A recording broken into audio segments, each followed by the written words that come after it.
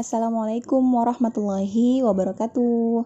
Anak-anak, selamat datang kembali di video pembelajaran etika profesi. Dan di bab kedua ini kita akan mempelajari tentang profesi dan etika di bidang akuntansi. Oke, langsung aja kita mulai videonya. Pada bab ini kita akan bagi menjadi 4 subbab besar. Yang pertama adalah tentang pedoman, prosedur, dan aturan kerja. Yang kedua tentang profesi di bidang akuntansi. Yang ketiga etika profesi akuntansi. Dan yang terakhir adalah prinsip etika profesi akuntansi. Nah, yang pertama ini kita akan mempelajari tentang pedoman, prosedur, dan aturan kerja. Lalu apa itu pedoman kerja? Nah, pedoman kerja itu merupakan suatu acuan tertulis yang dipergunakan untuk mendorong dan menggerakkan suatu kelompok untuk mencapai tujuan organisasi. Pedoman kerja juga merupakan tata cara atau tahapan yang dibakukan dan yang harus dilalui untuk menyelesaikan proses kerja tertentu. Nah, yang pertama, kita akan pelajari tentang tujuan dibentuknya pedoman kerja. Jadi, apa sih tujuannya? Ada 8 tujuan dibentuknya pedoman kerja. Yang pertama adalah untuk memperjelas peran dan fungsi tiap-tiap posisi dalam organisasi. Yang kedua, memperjelas alur tugas, wewenang, dan tanggung jawab dari pegawai terkait. Yang ketiga, melindungi unit kerja dan pegawai dari kesalahan administrasi. Berikutnya, untuk menghindari kesalahan, keraguan, duplikasi, dan inefisiensi. Yang kelima adalah memperlancar tugas pegawai atau unit kerja. Lalu, sebagai dasar hukum bila terjadi penyimpangan. Yang ketujuh, mengarahkan pegawai agar disiplin dalam bekerja. Dan yang terakhir adalah sebagai pedoman dalam melaksanakan pekerjaan rutin. Untuk berikutnya adalah kegunaan dari pedoman kerja. Jadi apa sih fungsi dari pedoman kerja yang sudah ada? Nah, kegunaannya itu ada 9. Yang pertama adalah pedoman kerja itu sebagai alat pendidikan, terutama bagi pegawai baru. Jadi, nanti pedoman kerja itu akan dipelajari oleh pegawai baru. Yang kedua, alat untuk menyelesaikan perselisihan dalam hubungan kerja. Yang ketiga, alat untuk mengadakan pembagian kerja dan mengatur frekuensi kerja yang tepat.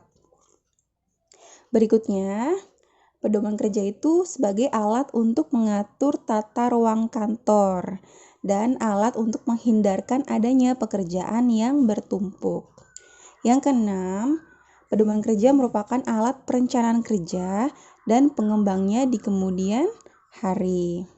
Yang ketujuh, alat untuk mengadakan klasifikasi, uraian, dan analisis jabatan. Kedelapan, penghemat waktu bagi pimpinan untuk mengetahui seluruh proses kerja. Dan yang terakhir adalah alat untuk mempersiapkan mekanisme prosedur.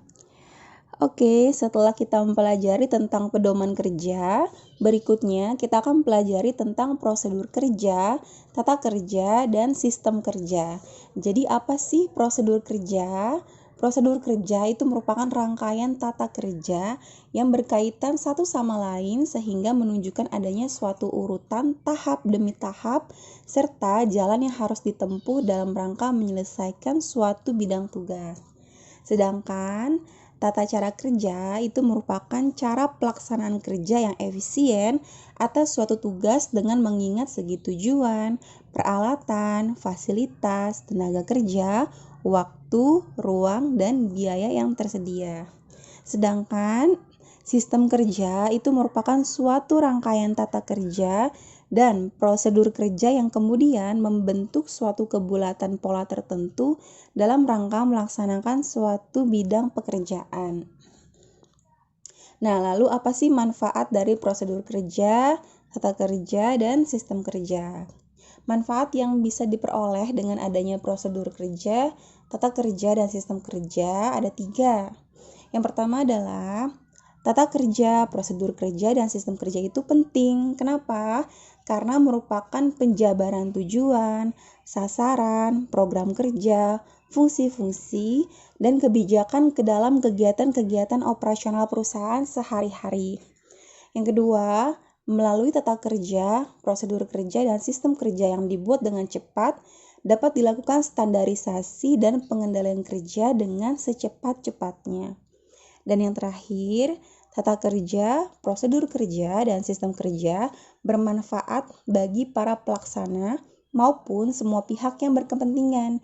Ini untuk dijadikan sebagai panduan dalam bekerja. Lalu, bagaimanakah prinsip dalam menyusun prosedur tata kerja dan sistem kerja? Jadi dalam penyusunan prosedur tata kerja dan sistem kerja itu ada prinsip-prinsip yang harus dipegang. Itu ada 11 prinsip. Yang pertama, disusun tujuan, fasilitas, peralatan, material, biaya, dan waktu yang tersedia serta luas, macam, dan sifat pekerjaan. Yang kedua, prinsipnya adalah persiapkan terlebih dahulu penjelasan tentang tujuan pokok organisasi, skema organisasi berikut klasifikasi jabatan dan analisis jabatannya, serta unsur-unsur kegiatan di dalam organisasi. Yang ketiga, setiap satu pokok bidang tugas dibuat dengan prosedur. Berikutnya, identifikasi pekerjaan yang harus dilakukan berikut lamanya waktu yang diperlukan untuk melaksanakan pekerjaan tersebut. Yang kelima, penetapan urutan tahap demi tahap dari rangkaian pekerjaan. Antara tahap yang satu dengan tahap berikutnya harus berhubungan erat dan menuju ke satu tujuan. Berikutnya, setiap tahap harus merupakan suatu kerja nyata dan perlu untuk pelaksanaan dan penyelesaian seluruh tugas atau pekerjaan yang dimaksudkan. Berikutnya, tetapkanlah kecakapan dan keterampilan tenaga kerja yang diperlukan untuk menyelesaikan pekerjaan. 8. Prosedur kerja, tata kerja, dan sistem kerja harus disusun secara tepat sehingga memiliki stabilitas dan fleksibilitas. 9. Penyusunan prosedur kerja, tata kerja, dan sistem kerja harus disesuaikan dengan perkembangan teknologi. Yang ke-10, gunakan skema arus kerja dengan jelas dan tepat. Dan yang terakhir, gunakan buku pedoman untuk menjamin penerapan prosedur kerja, tata kerja, dan sistem kerja dengan jelas dan tepat. Nah, setelah kita mempelajari tentang pedoman kerja, prosedur kerja, tata kerja, dan sistem kerja, sekarang kita akan mempelajari tentang aturan kerja. Nah, apa sih aturan kerja? Aturan kerja itu merupakan peraturan yang dibuat secara tertulis oleh perusahaan yang memuat hal-hal umum mengenai perilaku dalam bekerja. Aturan kerja itu berlaku bagi semua pegawai dan seluruh unsur yang terlibat dalam perusahaan, pimpinan perusahaan, atasan langsung dari pegawai, serta disesuaikan dengan peraturan dari Departemen Tenaga Kerja dan Transmigrasi. Nah, ada beberapa aturan kerja dari perusahaan. Di sini ada 4 contohnya. Yang pertama adalah waktu dan kehadiran kerja. Nah, bagaimanakah contoh-contoh aturan kerja untuk waktu dan kehadiran kerja? Yang pertama, penetapan waktu kerja didasarkan kebutuhan perusahaan dengan memperhatikan peraturan perundang-undangan yang berlaku. Yang kedua, waktu kerja di perusahaan adalah 6 hari dalam 1 minggu. Yang ketiga, jam kerja di perusahaan adalah 7 jam sehari dan 40 jam seminggu. Serta jam istirahat tidak diperhitungkan sebagai jam kerja. Itu contoh untuk waktu dan kehadiran kerja. Lalu, aturan kerja yang kedua adalah pakaian seragam. Nah, contohnya itu seperti yang pertama, pegawai diharuskan memakai pakaian kerja. Lalu, pakaian kerja disediakan perusahaan untuk periode kerja tertentu sesuai dengan standar kualitas kelengkapan kerja yang berlaku dan diatur dalam peraturan tersendiri. Lalu, setiap pegawai yang mendapatkan pakaian kerja diwajibkan mengenakannya selama waktu kerja, dan pada waktu bekerja pegawai diwajibkan mengenakan pakaian yang rapi dan sopan. Itu untuk contoh aturan kerja untuk pakaian seragam. Yang ketiga, pada segi keselamatan dan kesehatan kerja itu K3. Contohnya itu, Setiap pegawai diwajibkan ikut menjaga ketertiban, keamanan, kebersihan, dan keselamatan kerja maupun di lingkungan kerjanya. Berikutnya, apabila pegawai menemui hal-hal yang dapat membahayakan keselamatan pegawai dan perusahaan, pegawai itu harus segera melaporkan kepada atasan. Berikutnya, setiap pegawai wajib mempergunakan peralatan keselamatan kerja dan mematuhi ketentuan mengenai keselamatan dan perlindungan kerja yang berlaku. Keempat, setiap pegawai diwajibkan memelihara perlengkapan kerja milik perusahaan dengan baik dan teliti. Dan yang terakhir, setiap pegawai dilarang membawa, memindahkan, dan meminjamkan perlengkapan milik perusahaan tanpa izin yang berwenang. Yang keempat, aturan kerjanya tentang kewajiban pokok pegawai. Contohnya, setiap pegawai wajib melaksanakan perintah dari atasan dengan penuh tanggung jawab. Yang kedua, menaati peraturan perusahaan serta ketentuan yang berlaku, lalu memberikan keterangan yang sebenarnya mengenai pekerjaan kepada perusahaan dalam hubungan dengan tugasnya. Yang keempat, menyimpan dan menjaga kerahasiaan semua keterangan dalam pelaksanaan pekerjaannya. Kelima, memelihara dan menjaga barang milik perusahaan yang dipercayakan kepadanya.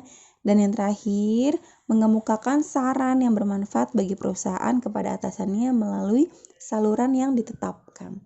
Jadi itu adalah contoh-contoh aturan kerja yang biasa ada di perusahaan. Baik anak-anak, sekarang kita masuk ke subbab kedua, yaitu tentang profesi di bidang akuntansi. Dan yang pertama akan kita pelajari adalah bagaimana karakteristik profesi. Nah, sebelum kita mempelajari karakteristiknya, kita harus tahu dulu nih, apa sih profesi? Jadi profesi itu merupakan suatu pekerjaan yang berbasiskan pengetahuan yang luas dan keahlian atau expertise tertentu serta menuntut tanggung jawab sosial dan moral tertentu kepada masyarakat. Seseorang yang menekuni suatu profesi tertentu disebut profesional. Nah, setiap bidang profesi itu biasanya memiliki asosiasi atau perkumpulan profesi, kode etik, serta proses sertifikasi dan lisensi yang khusus. Profesional itu diasumsikan mempunyai pengetahuan teoritis yang ekstensif, memiliki keterampilan yang didasarkan pada pengetahuan tersebut, serta menerapkannya dalam sebuah kerja yang nyata. Nah, lalu bagaimanakah karakteristik seorang profesional? Nah, seorang profesional itu memiliki 4 karakteristik utama ya. Yang pertama, profesional itu memiliki keahlian dan keterampilan yang khusus. Lalu memiliki komitmen moral yang tinggi yang biasanya dituangkan dalam bentuk aturan khusus sebagai pegangan bagi setiap orang yang mengemban profesi yang bersangkutan. Lalu yang ketiga, memiliki izin khusus yang menandakan bahwa orang yang memegang izin itu mempunyai keahlian, keterampilan, dan komitmen moral yang diandalkan serta dapat dipercaya. Adanya izin itu bertujuan melindungi masyarakat dari pelaksanaan profesi yang tidak kompeten. Lalu karakteristik yang terakhir adalah para anggota biasanya menjadi anggota dari organisasi profesi dengan tugas pokok menjaga agar standar keahlian dan keterampilan tidak dilanggar serta agar kepentingan masyarakat tidak dirugikan oleh pelaksanaan profesi tersebut. Nah, anak-anak, profesi itu merupakan bagian dari pekerjaan, tetapi tidak semua pekerjaan itu adalah profesi. Contoh, pekerjaan staf administrasi itu tidak masuk dalam golongan profesi. Kenapa? Karena staf administrasi itu bisa diangkat dari berbagai macam latar belakang pendidikan, pengetahuan, dan pengalaman. Adapun akuntan itu merupakan profesi. Kenapa? Karena seseorang yang bekerja sebagai akuntan harus berpendidikan akuntansi dan memiliki pengalaman kerja beberapa tahun di kantor akuntan. Jadi, kata kunci profesi adalah keahlian atau keterampilan serta pengetahuan yang luas.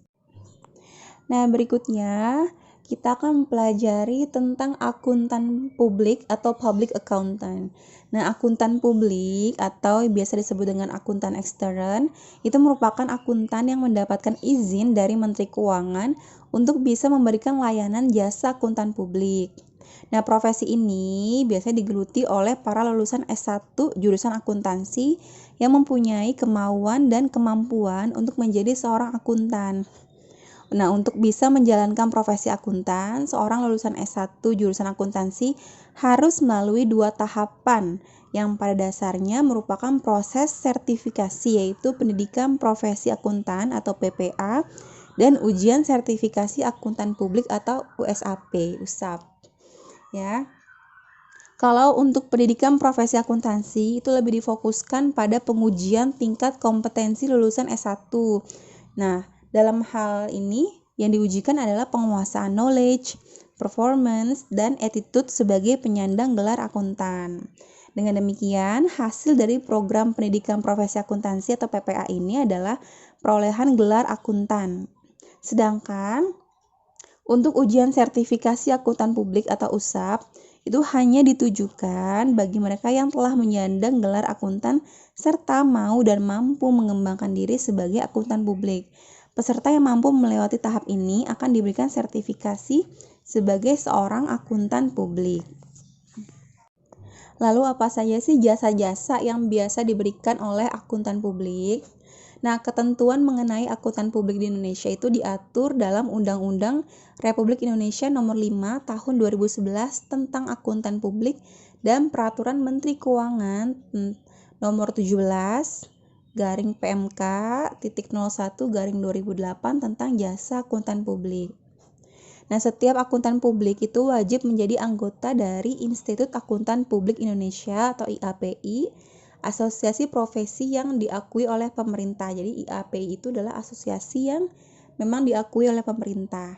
Nah, akuntan jika membuka praktik sebagai akuntan publik itu harus memiliki izin dari Departemen Keuangan. Nah, sekarang kita lihat apa sih jasa-jasa yang biasa diberikan oleh akuntan publik. Jadi jasa-jasa yang biasa diberikan itu ada 6. Yang pertama adalah jasa melakukan pemeriksaan laporan keuangan atau yang biasa disebut dengan auditing. Nah, apa sih auditing? Ini adalah bidang pekerjaan akuntansi yang diberikan kepada publik. Nah, pemeriksaan laporan keuangan itu dilakukan secara independen dan dilakukan untuk menilai kewajaran laporan keuangan yang dibuat oleh manajemen untuk investor, kreditur, dan pihak lainnya. Yang kedua, memberi jasa akuntan perpajakan atau tax services, yaitu jasa akuntan publik yang banyak dibutuhkan masyarakat dengan tujuan utama memenuhi peraturan pajak yang berlaku dan menekan pajak seminimal mungkin. Yang ketiga, memberikan jasa konsultasi akuntansi manajemen atau management advisory services, yaitu pertimbangan dan saran kepada manajemen untuk memperbaiki hasil operasi perusahaan yang menggunakan jasanya. Jasa keempat adalah jasa asuransi, yaitu jasa profesional independen yang meningkatkan mutu informasi bagi pengambil keputusan. Yang kelima, jasa atestasi, yaitu terdiri dari audit, review, dan prosedur yang disepakati atau agreed upon procedure. Ini merupakan suatu pernyataan pendapat, pertimbangan orang yang independen dan kompeten tentang apakah asersi atau pernyataan suatu entitas atau perusahaan sudah sesuai dengan kriteria yang telah ditetapkan. Dan jasa yang terakhir adalah jasa non-asuransi. Ini adalah jasa yang dihasilkan oleh akuntan publik yang di dalamnya ia tidak memberikan suatu pendapat, keyakinan negatif, ringkasan temuan, atau bentuk lain keyakinan. Jenis jasa bukan penjaminan atau non-asuransi yang diberikan oleh akuntan publik atau auditor independen adalah jasa akuntansi dan pembukuan, jasa perpajakan, dan data konsultasi manajemen. Nah, sekarang bagaimanakah karir dari akuntan publik? Nah, jenjang karir akuntan publik itu yang pertama adalah audit junior. Ini merupakan entry level karir akuntan publik yang bertugas melaksanakan prosedur audit secara rinci serta membuat kertas kerja untuk mendokumentasikan pekerjaan audit yang telah dilaksanakan. Yang kedua, audit senior. Ini bertugas melaksanakan audit, berkoordinasi dan bertanggung jawab atas pekerjaan lapangan atau field work, mengusahakan efisiensi waktu audit sesuai rencana, dan mereview pekerjaan auditor junior. Jenjang ini biasanya memerlukan waktu 2-5 tahun. Yang ketiga adalah manajer audit. Nah, manajer audit ini bertugas membantu auditor senior untuk merencanakan program dan waktu audit atau review atas kertas kerja, laporan audit, dan manajemen letter. Nah, serta tugasnya adalah berhubungan dengan klien. Untuk mencapai jenjang ini biasanya diperlukan waktu 5-10 tahun masa kerja setelah melalui jenjang audit senior. Dan terakhir adalah partner. Nah, ini merupakan pemilik dari kantor akuntan publik yang bertanggung jawab secara keseluruhan terhadap auditing, terlibat dalam pengambilan keputusan audit, serta menjelaskan proses audit dalam melayani klien. Nah, partner merupakan karir puncak profesi akuntan publik.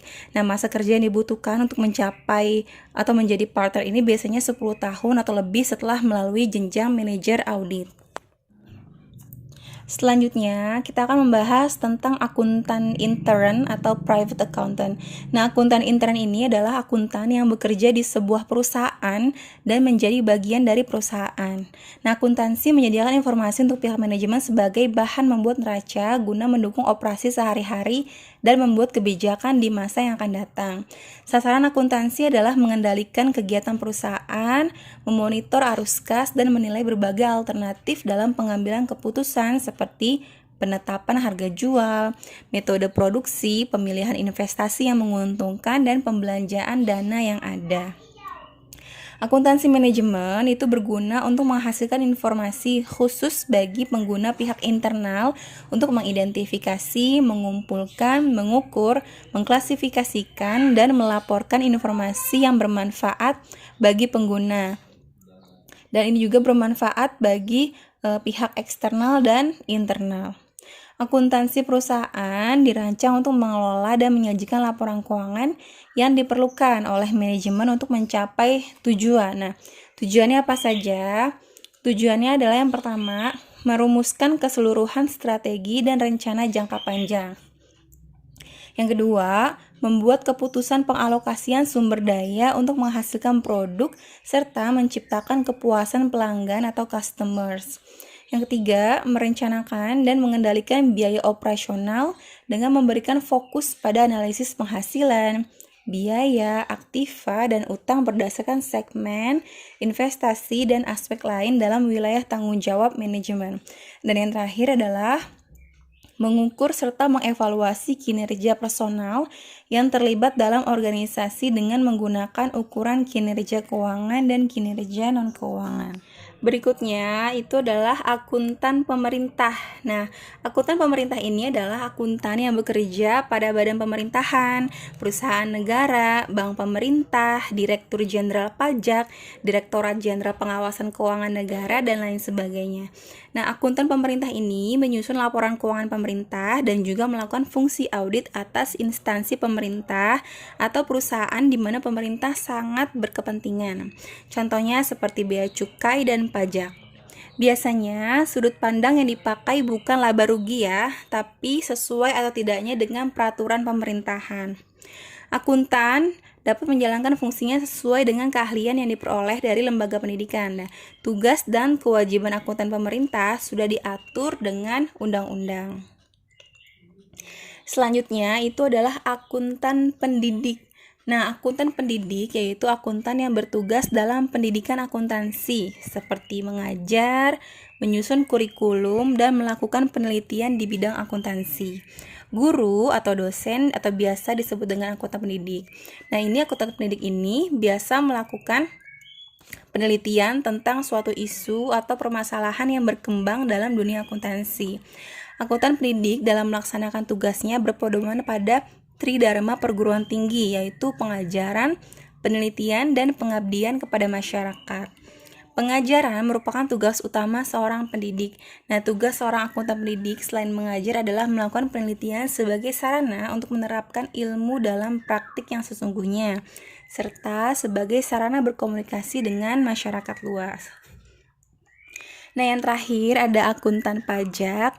Akuntan pajak ini adalah akuntan yang bertugas menghitung pajak perusahaan serta menganalisis dan memberi saran bagaimana seharusnya transaksi dilakukan agar pajak yang dibayarkan seminimal mungkin tanpa mencurangi peraturan perpajakan yang berlaku.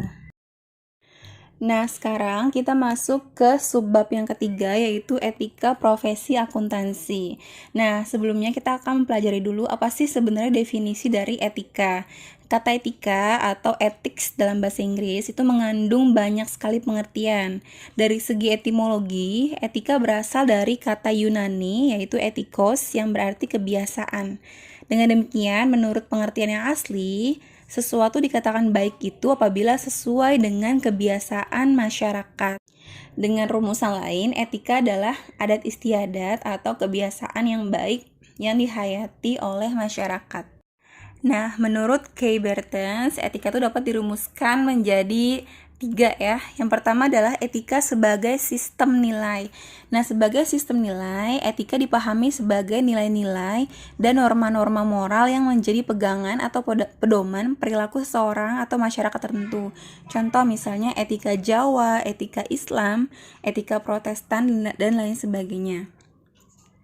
Yang kedua adalah etika sebagai kumpulan asas atau nilai moral yang menjiwai dan mendasari perilaku profesi tertentu. Yang dimaksud di sini itu adalah contohnya kode etik. Nah, misal kode etik advokat Indonesia, kode etik bidan, kode etik jurnalistik, dan kode etik akuntan, serta banyak lain sebagainya ya. Dan yang ketiga adalah etika sebagai ilmu tentang yang baik dan yang buruk atau disebut juga dengan filsafat moral. Nah, sebagai ilmu, etika merefleksikan secara sistematis dan metodis asas-asas serta nilai-nilai yang diterima begitu saja, seringkali tanpa disadari oleh suatu masyarakat. Nah, dalam konteks ini, ada berbagai cara atau pendekatan ilmiah untuk mempelajari tentang moralitas atau tentang tingkah laku moral, antara lain etika deskriptif dan etika normatif. Nah, apa sih etika deskriptif? Apa itu etika normatif? Etika deskriptif itu melukiskan tingkah laku moral dalam arti luas. Etika deskriptif mempelajari moralitas yang terdapat pada individu-individu tertentu dalam kebudayaan-kebudayaan atau subkultural tertentu dalam periode sejarah dan sebagainya. Contoh, misal mempelajari adat kebiasaan, anggapan-anggapan tentang baik dan buruk, tindakan-tindakan yang diperbolehkan atau tidak diperbolehkan. Nah, etika deskriptif itu hanya melukiskan dan tidak memberi penilaian moral. Jadi, etika deskriptif hanya berbicara tentang fakta apa adanya, yaitu tentang nilai dan pola perilaku manusia sebagai suatu fakta yang terkait dengan situasi dan realitas konkret yang membudaya. Nah, etika normatif itu merupakan bagian terpenting dari etika. Etika normatif itu tidak deskriptif, melainkan preskriptif atau memerintahkan. Tidak melukiskan, melainkan menentukan benar tidaknya tingkah laku atau anggapan moral. Nah, etika normatif itu bertujuan merumuskan prinsip-prinsip etis yang dapat dipertanggungjawabkan secara rasional dan dapat digunakan dalam hidup sehari-hari. Nah, etika normatif itu dibagi lagi menjadi 2, yaitu etika umum dan etika khusus. Etika umum berbicara mengenai kondisi-kondisi dasar bagaimana manusia bertindak secara etis, bagaimana manusia mengambil keputusan etis, teori-teori etika, prinsip-prinsip moral dasar yang menjadi pegangan bagi manusia dalam bertindak, serta tolak ukur dalam menilai baik atau buruknya suatu tindakan. Etika umum itu dapat dianalogkan dengan ilmu pengetahuan yang membahas mengenai pengertian umum dan teori-teori. Sedangkan etika khusus itu merupakan penerapan prinsip-prinsip moral dasar dalam bidang kehidupan yang khusus. Etika khusus itu dibagi lagi menjadi etika individual, yaitu menyangkut kewajiban dan sikap manusia terhadap dirinya sendiri. Dan etika sosial yaitu berbicara mengenai kewajiban atau sikap pola perilaku manusia sebagai anggota umat manusia. Selanjutnya kita akan membahas tentang etika profesi dan kode etik profesi. Nah, apa sih etika profesi? Etika profesi itu merupakan standar perilaku, nilai, dan prinsip yang diharapkan dan diterapkan dalam suatu profesi. Setiap organisasi profesi pasti memiliki kode etik yang khas. Namun, umumnya semua organisasi profesi mengakui prinsip-prinsip utama etika profesi. Apa sih prinsip-prinsip utama dalam etika profesi? Yang pertama, itu bertanggung jawab terhadap pelaksanaan pekerjaan dan pencapaian hasilnya. Yang kedua, bertanggung jawab terhadap dampak karya dari profesinya, lalu menuntut kaum profesional untuk bersikap seadil mungkin dan tidak memihak dalam menjalankan profesinya. Serta yang terakhir yaitu memiliki daerah kerja tertentu dan diberi kebebasan dalam menjalankan profesinya. Oleh setiap organisasi profesi, etika profesi diterjemahkan dalam aturan-aturan tertulis atau disebut dengan kode etik profesi atau Code of Conduct. Nah, kode etik profesi adalah sistem norma, nilai, dan aturan profesional tertulis yang secara tegas menyatakan apa yang benar dan baik dan apa yang tidak benar dan tidak baik bagi profesional. Kode etik menyatakan perbuatan apa yang benar atau salah, perbuatan apa yang harus dilakukan, dan apa yang harus dihindari. Nah, adanya kode etik itu menghindarkan para profesional dari tindakan yang tidak profesional yang dapat merugikan klien ataupun masyarakat. Nah, kode etik profesi itu menjadi pedoman sikap, tingkah laku, dan perbuatan dalam melaksanakan tugas dan dalam kehidupan sehari-hari. Di dalam kode etik tercantum sanksi yang dikenakan pada pelanggar. Contoh, Kode Etik Ikatan Akuntansi Indonesia atau IAI itu yang dimaksudkan sebagai pedoman bersikap dan bertingkah laku para akuntan dalam menjalankan tugas profesionalnya. Dan kode etik umumnya termasuk dalam norma sosial ya. Namun bila ada kode etik yang memiliki sanksi yang agak berat, maka masuk dalam kategori norma hukum. Berikutnya, yang ketiga, itu tentang tujuan kode etik profesi. Nah, apa sih tujuannya? Yang pertama adalah menjunjung tinggi martabat dan citra profesi, lalu menjaga dan memelihara kesejahteraan para anggota. Yang ketiga, meningkatkan pengabdian para anggota profesi. Dan yang keempat adalah meningkatkan mutu profesi. Nah, senada dengan itu, menurut Sony Akeraf, ada dua tujuan kode etik profesi. Yang pertama adalah kode etik bermaksud melindungi masyarakat dari kemungkinan dirugikan oleh kelalaian, baik secara disengaja maupun tak disengaja oleh kaum profesional. Yang kedua adalah kode etik bertujuan melindungi keseluruhan profesi dari perilaku-perilaku buruk orang yang tertentu yang mengaku dirinya profesional. Lalu apa sajakah fungsi dari kode etik profesi?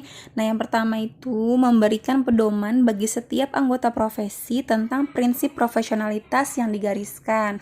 Lalu, fungsinya sebagai kontrol sosial bagi masyarakat atas profesi yang bersangkutan.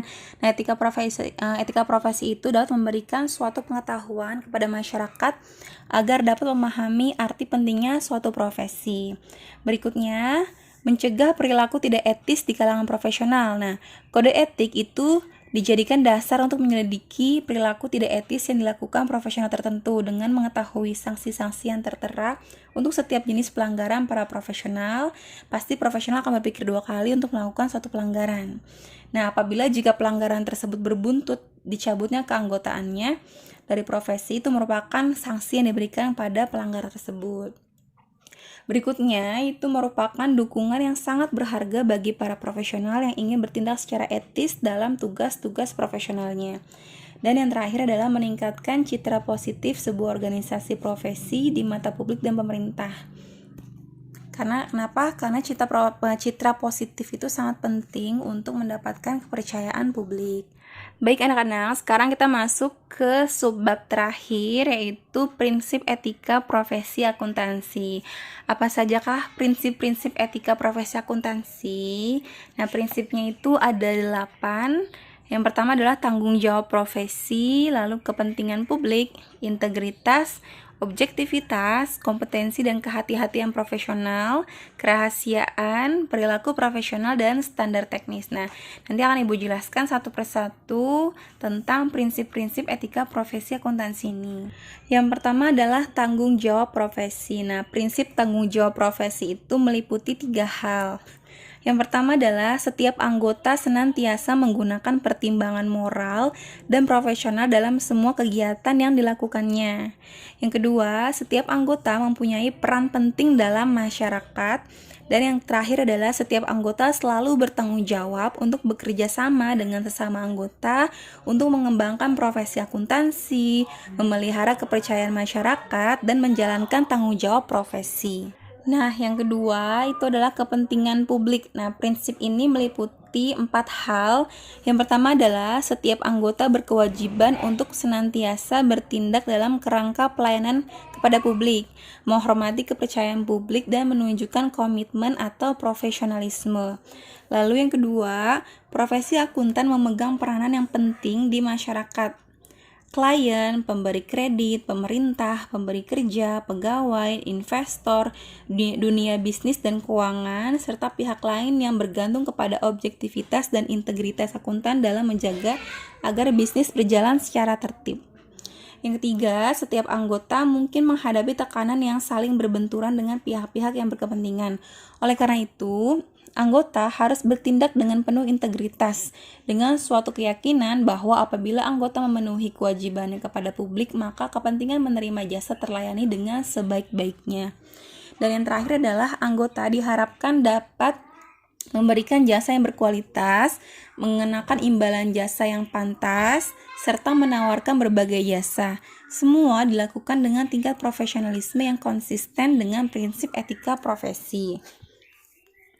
Dan yang ketiga itu integritas. Nah, prinsipnya itu meliputi 4 hal. Yang pertama, integritas itu merupakan kualitas yang melandasi kepercayaan publik dan merupakan patokan atau benchmark bagi anggota dalam menguji semua keputusan yang diambilnya.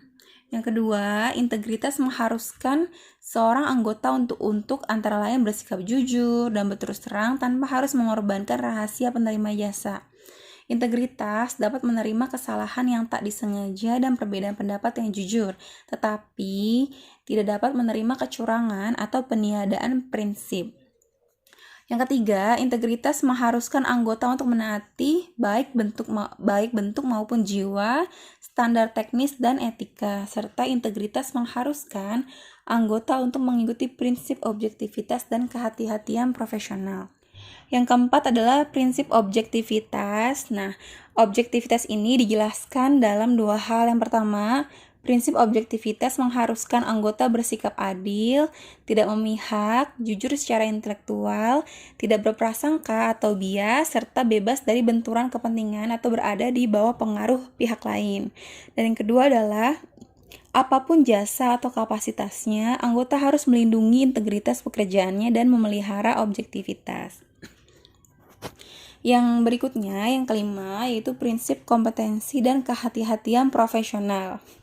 Setiap anggota harus melakukan jasa profesionalnya dengan kehati-hatian, kompetensi dan ketekunan, serta mempunyai kewajiban untuk mempertahankan pengetahuan serta keterampilan profesional pada tingkat yang diperlukan untuk memastikan bahwa pemberi kerja memperoleh manfaat dari jasa profesional yang kompeten berdasarkan perkembangan praktik, legislasi, dan teknik yang paling mutakhir.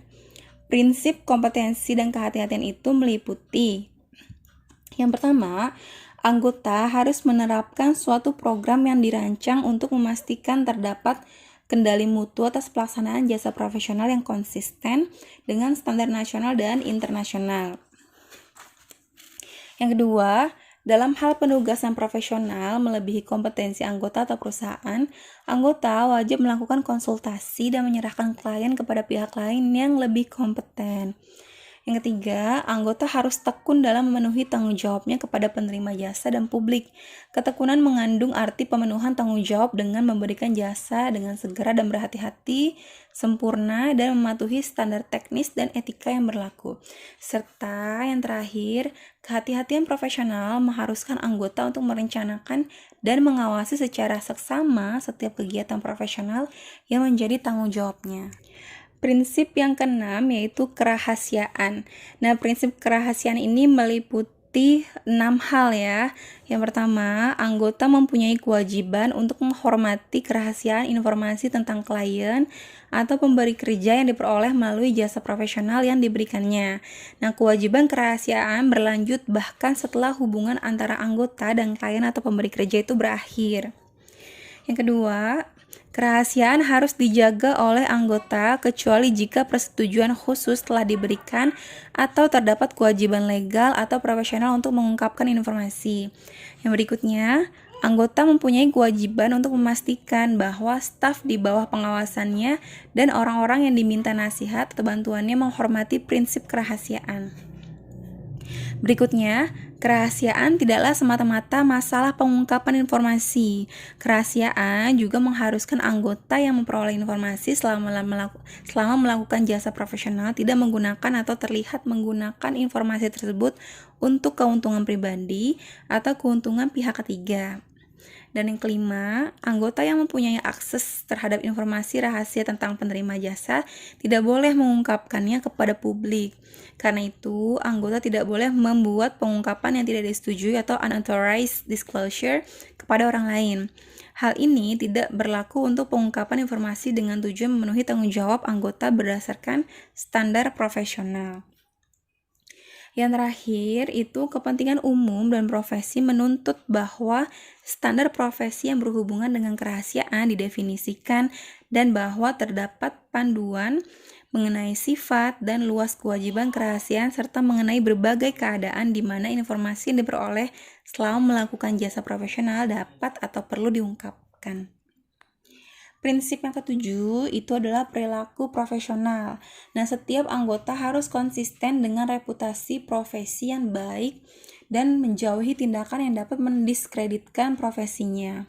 Kewajiban untuk menghindari perbuatan yang dapat mengurangi citra profesi harus dipenuhi oleh anggota sebagai perwujudan tanggung jawabnya kepada penerima jasa, pihak ketiga, anggota yang lain, staf, pemberi kerja, dan masyarakat umum. Nah, sekarang yang terakhir, prinsip yang terakhir adalah standar teknis. Setiap anggota itu harus melaksanakan jasa profesionalnya sesuai dengan standar teknis dan standar profesional yang relevan, sesuai dengan keahliannya dan dilakukan dengan hati-hati. Setiap anggota mempunyai kewajiban untuk melaksanakan tugas dari penerima jasa selama tugas tersebut sejalan dengan prinsip integritas dan objektivitas. Standar teknis dan standar profesional yang harus ditaati anggota adalah standar yang dikeluarkan oleh IAI atau Ikatan Akuntansi Indonesia, lalu International Federation of Accountants, badan pengatur, dan peraturan perundang-undangan yang relevan.